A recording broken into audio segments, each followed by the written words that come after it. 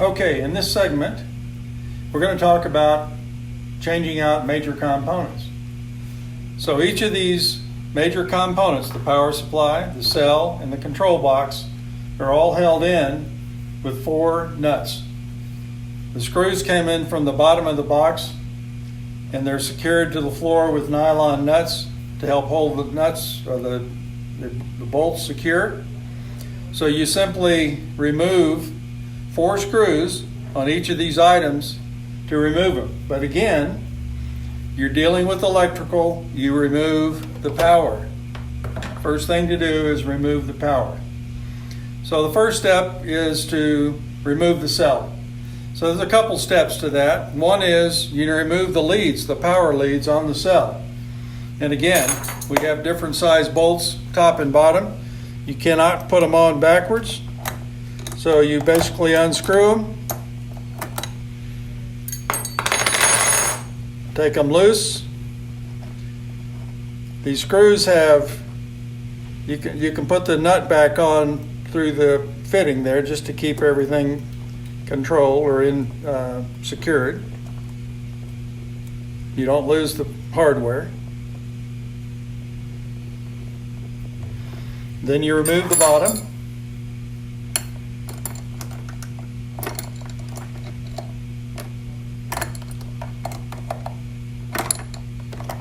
And for this video, of course, we've loosened everything, pre-loosened.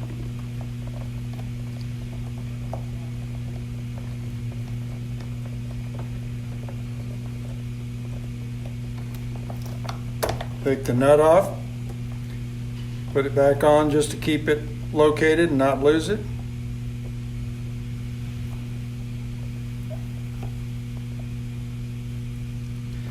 Now we coat these connections, these high amperage connections, with a copper paste, and that copper paste improves the conduction of the connection. So don't rub off or throw away the copper paste. Just be careful not to get it on everything. Then you remove the nuts on the T-fitting on the cell. Unscrew it. Remove the tube. Remove the tube on the side that has the temperature sensor. And note that the T-fitting has been drilled larger on the temperature side, so you don't want to rotate the T-fitting and get it in the wrong direction, because the fitting has been modified to fit this thermal well. You unscrew it and pull out the thermal well. It's very simple. Okay, now everything is disconnected. You may have a little leakage. It's okay. And then there are 4 nuts down at the bottom, and you just reach down, remove the nuts.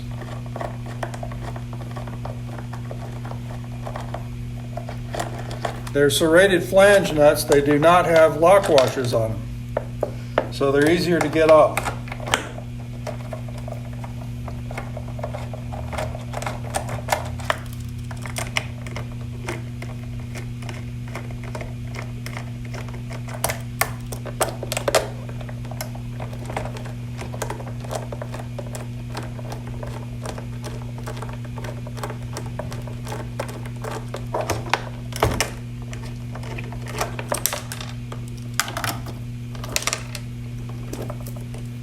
Now you've got this bottom fitting, and it may be, you can undo it here.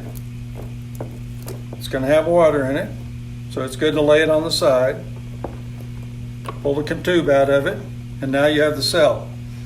So you can drain the water out of it.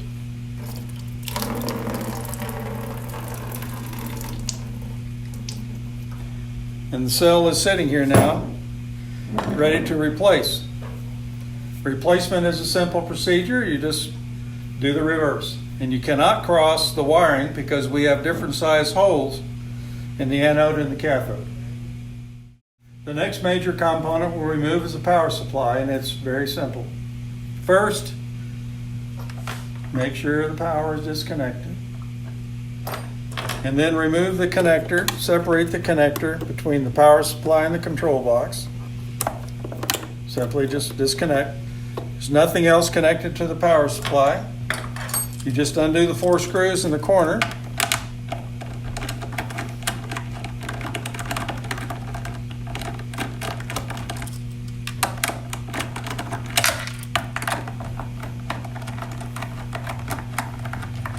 Pretty straightforward.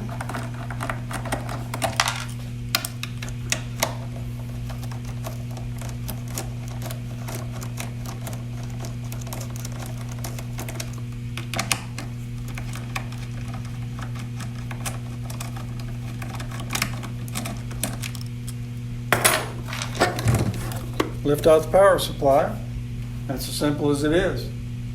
So it's very simple to go back together the same way. You just put it on top of the 4 studs in there, put the nuts on, tighten them down. And don't tighten the nuts too tight. They don't need to be secured very tight. Reconnect the connector, and then you're ready to go again.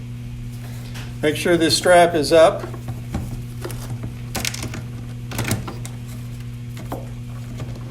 Get the connector components out of the way. Get it back in place. Put all the nuts back on. It's rather straightforward. I'm not going to spend the time in the video to put the nuts back on, but they're easy to do. Just put them back on, screw them down. Loosely tighten them. So that's the end of this short segment. We'll show you next how to remove the control box. In this segment, we're going to talk briefly about removing and replacing the control box. Again, first step is to remove power from the outlet. So the control box is held in with 4 screws, 2 on each end, but there are a few other little things that need to be disconnected. And one is the power connector from the power supply. Very simple. The next is to remove the hoses from the pump, but the simplest way to do that is simply remove the cap on the pump and lift the hoses out and the drive wheel, and that's removed.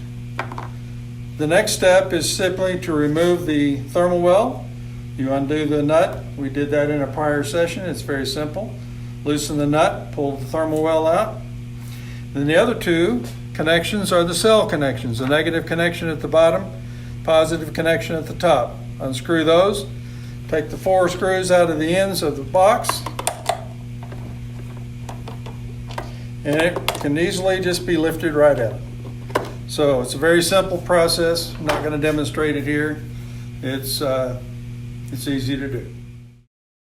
Okay, so putting the control box back in is very simple. You just set it down over the 4 screws. You put the nuts back on with the nut driver. Okay, don't tighten them too tight.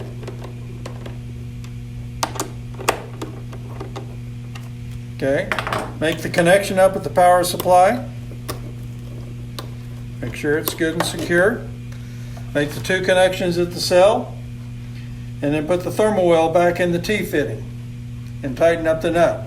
Now you don't want to put the thermal well too deep into the T-fitting because you don't want to block the flow out of the main branch.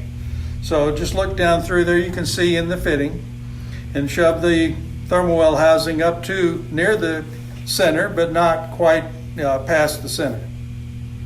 Then you put the pump back on. It has a drive segment under here and the drive shaft down in the bottom. So the easiest thing to do is to put the hose around the wheel, put the wheel in the system, push the tubes into the slots, and then take and put the cap on. So there's a hole in the cap to match the shaft. Line that up first, it's the easiest thing. Snap it on, you're done.